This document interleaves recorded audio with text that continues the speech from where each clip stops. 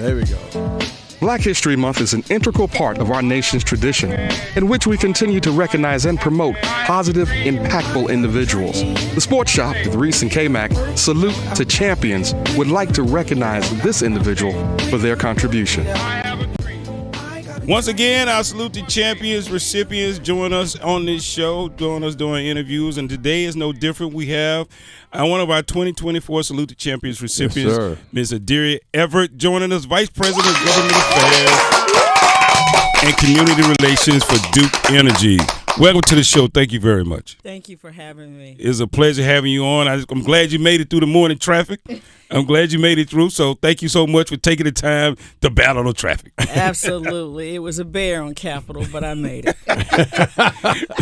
So people are listening, they hear the title, they hear Vice President of Government and Community Relations for Duke Energy, and they go, what is that? What does that mean? But talk a little bit about just what that actually means, and then your ability to have impact to 80 plus counties all around the state. Well, first, thank you so much for this opportunity. It's certainly an honor to be with you. You all are trailblazers yourselves in your own rights. And so I want to certainly congratulate you.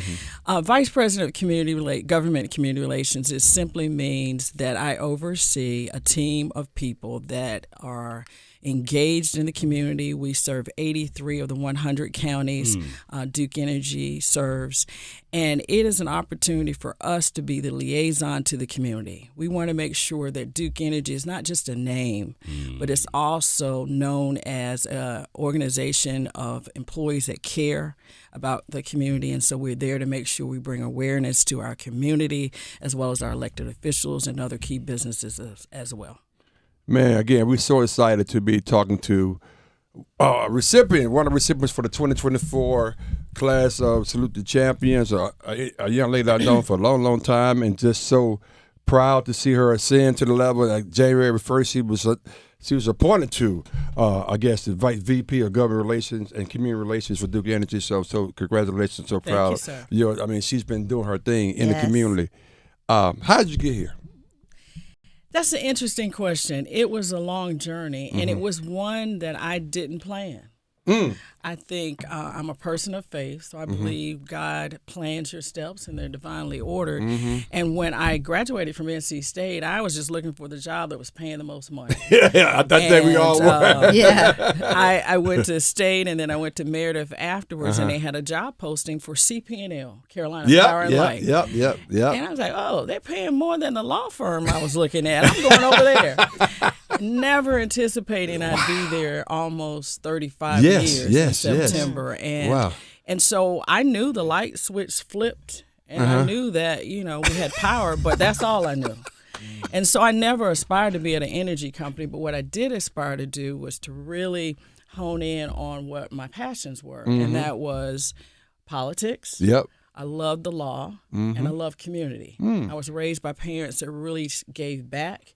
They did a lot of serving, and I wanted to do that, and I've just been afforded the privilege of doing that at CP&L, which became Progress Energy, which is now Duke Energy. I tell you, talking about serving the community. I mean, over your 30-something years, you've been on every board that's even to be named. That's where I was actually going with that. Yes. Apparently she's the person to get. Yeah. Exactly. You got time for any more? No, I am retiring. I at one point in my career, I was on 11 boards and councils, and I realized, oh my God, that's why you're so tired. And not only did I serve through my work efforts, but also church, as well as some personal things. I'm a part of organizations that service is a part of the mission. And so service was something that I saw my parents do. Yes. And so anything that allows me to do that, I gravitate to. And sometimes I can't say no. Yeah. So it's been a wonderful opportunity that's been afforded to me over these years. That's wonderful. Wow. We are talking to Indira Everett, who is the VP of Government and Community Relations with Duke Energy. Tell us who's influenced you the most. We're talking about Black History Month. And you talked about your journey in energy, but who's influenced you along the way? Well, I did mention it. My parents. My parents were strong influencers in my life. They also were people of faith, but they also created a community around me, a village. And so I knew if my parents didn't have the advice or the expertise, they would make sure I would get connected to someone. And Black teachers, my parents were educators. Okay. They were the foundation for my base, and they were always teaching and pouring into me. And so I would say my parents. I would say in my professional career, some may know these two names. They were executives that were my mentors. Lord Yates, who's now CEO of NiSource. Hilda Penix Ragland was a Black female executive, and they both were mentors and still are. Awesome. I still call them. I still reach out to them and look for advice. So I've had a lot of folks that have poured into me, but those are some that really stand out. Awesome. Wow. Yeah. So that is, excuse me, that's such a rich, history of individuals and people that have such contributions. But just thinking about Indira Everett and starting out 30 years ago, as you said, at CPNL and all the way through. When is it? Give me a little insight into like your journey. When did you say to yourself, wake up one day and you tell your husband or your friend, I think this is really where I need. This is me. This is truly me. I think it changed for me probably in the 90s, early 90s. I was in our legal department, and I then had the opportunity to go into our public affairs department. And what I realized, I had a blank sheet of paper, and I had a boss that said, you create your own strategy, and you figure out what we needed to do. And one of the things that I was fortunate enough to do was to see who was not at the table.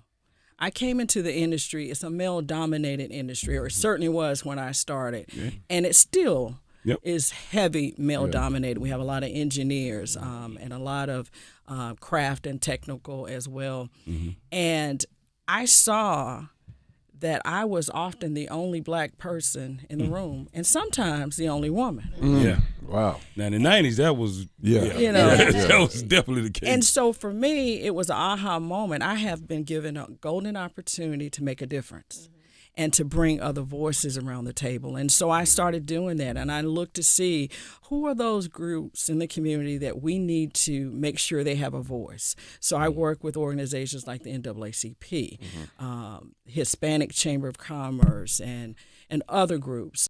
And I'm really pleased, and I'm still continuing to bring those voices around the table. And so when I saw that I could have an impact, and it wasn't just flipping the switch, but I had the opportunity to help educate people that didn't know anything about energy, like me, when I started, that's when I knew, okay, this is where I'm supposed to be. So along that, real quick, just to follow up, where was your strongest opposition as you started that journey that surprised you that, well, this is where the complaint is coming from as I go down this journey?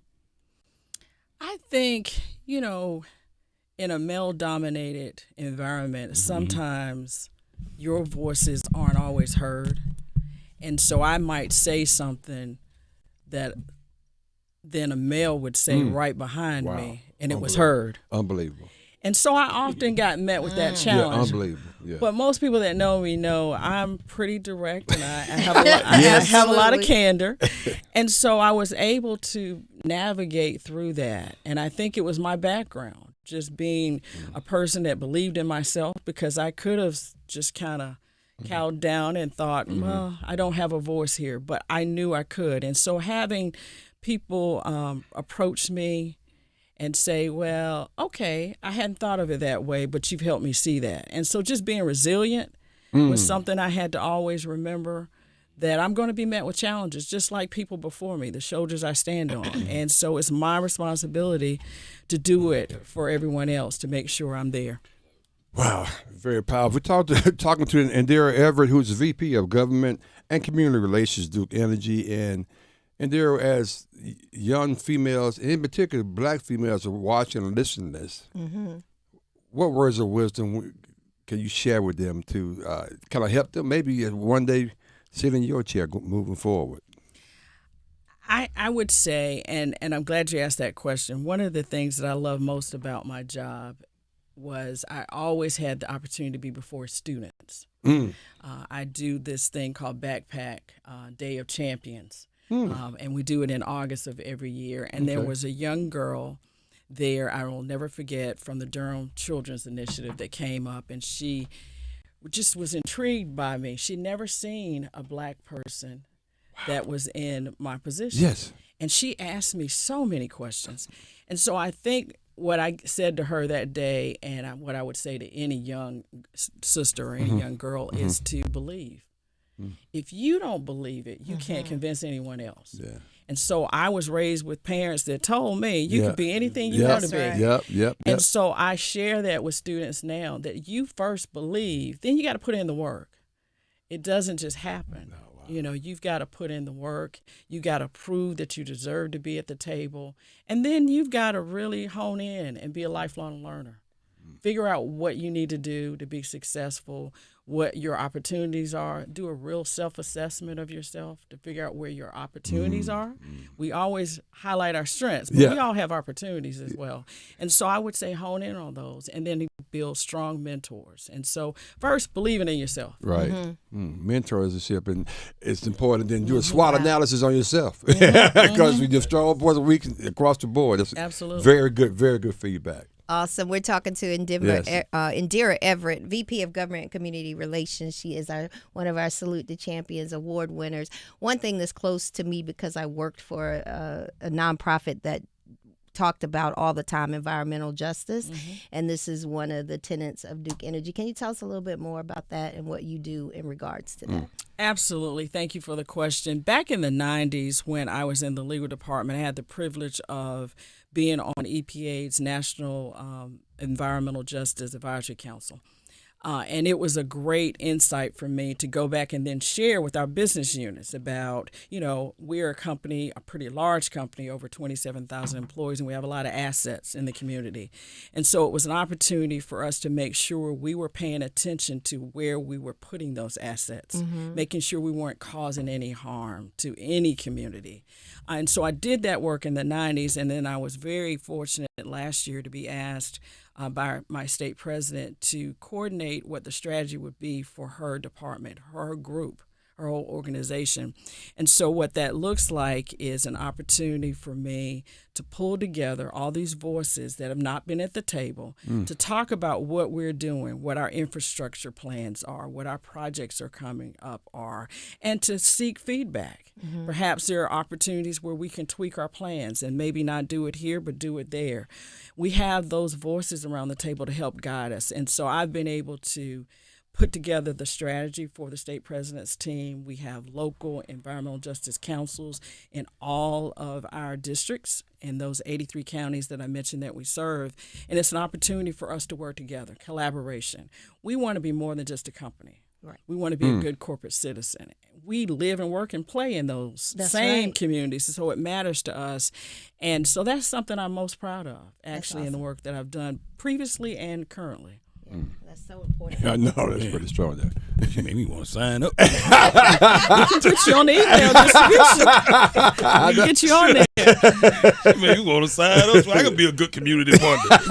This is great. Yeah, it is. We're talking to Indira Everett, Vice President of Government and Community Relations with Duke Energy.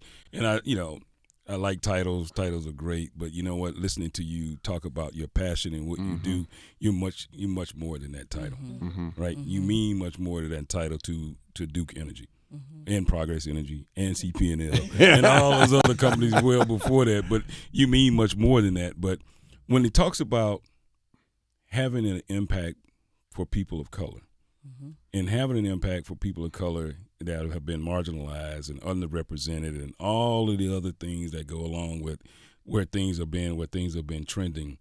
How do you, in your day-to-day, how do you kind of continue to say, okay, I have to be mindful that this still exists and we can be better and we are better, but I'm going to be a person that can stand and make sure that, you know, if it is underrepresented, it won't be on my watch.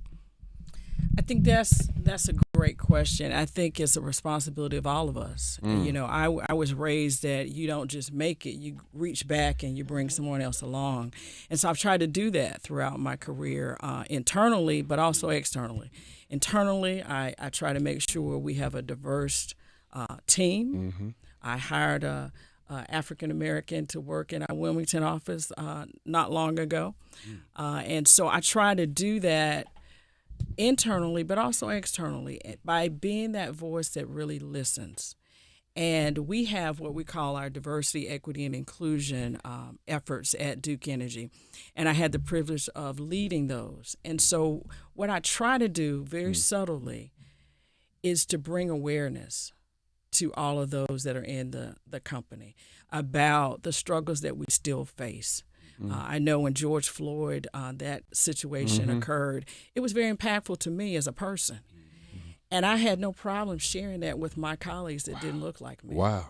And I actually brought together a lot of programming to just remind them this is still a real struggle that you might not experience. You know, when I go to the grocery store now, I kind of look around.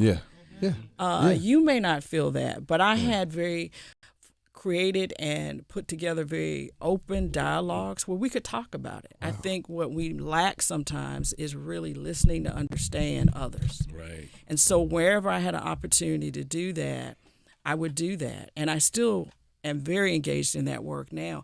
But I think listening is where it starts. And then you can appreciate the other person's opinion. When they feel that you're authentic and that what you're saying is really truthful, I think you can have some impact, but it starts with listening and then really having truthful, honest, open conversations. And when they get it, you see it in their eyes. You can see it in their eyes. You can see it in their eyes that they get it, and then you can really start to work. Absolutely. I say it every year, but this year we just took this class up a whole nother notch with these kind of recipients, and of course, and you're here for the reason you just talked about. Obviously, you're successful in your own right, but reaching back and imploring others to do the same is extremely important. That's why you were selected. And I know you stand in the footsteps of people on the Hill. You mentioned Stick Williams, a guy in the past who we know very well just guys was leading the edge, and you following their footsteps. So congratulations again, your position and things you're doing. And I love that response to that last question. That was perfect in terms of hopefully a lot of people are thinking about in your position that can actually, tell people, hey, we look different. Things are different for us than they are to you. You may not realize that, but when you put it on them like that and they get it, that's a big plus for everybody, I think, guys. Yep, exactly. But I will say just to kind of close out on what he said. I know we're up against it. We got to get out of here. But with that understanding, with that being said, I just want to ask, what's next? What do you want to touch next? Wow, that's a big question. I'm a person that really likes to have balance. And so really being there for my family is important and making sure they're successful. I have a lot of nieces and nephews and trying to mold them and make sure they're successful is next for me. Certainly at the job I'm in, making sure I do it well. Making sure my parents are proud of me. I lost them both in 2020. And making sure that my legacy means more than, than just about myself. I'm reminded, and I've heard it before, the dash between your birth and your death. There you go. I want people to remember that dash being I made a difference. There it is. And I'm going to do that at work. And so I want to do that in the communities that we serve, and that's going to be my mission going forward. And you're doing it. Congratulations. Thank you so much. Outstanding. Yep. I'm going to start calling her the blueprint. Listen.